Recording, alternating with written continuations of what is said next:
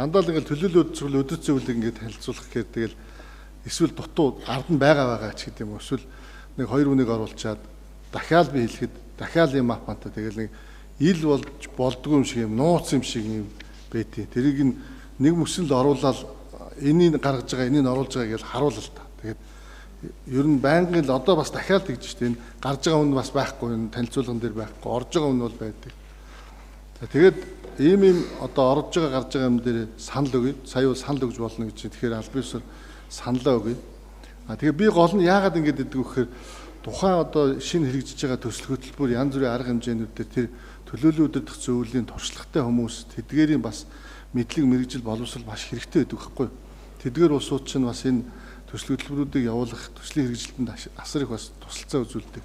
Тийм болохоор би энэ дээр нэг хэлж байгаа. Тэрээс миний хувьд бол тийм тэрийг энийг болъё гэсэн тийм надад бол хүсэл байхгүй. Би угаасаа өмнө хэлчихсэн би болохгүй. Гол нь болж байгаа улсууд маань жоо хариуцлагатай байх хэрэгтэй. Бид нар угаасаа сая өнгөрсөн хугацаанд ч гэсэн бас муу түүх байгаа шүү дээ. Одоо хөгжлийн банкны тууцын гишүүдийг яалаа баахан юм санал гаргууллаа. Тэгээ сүүлд нь бүгд л одоо хэрэгт холбогдчихсэн. Тийм болохоор энэ дээр бас жоохон анхаарч байгаарай. Өмнөх юм дээр бас би нэг санал хэлж ирсэн. Тэгээ өөр юмгүй.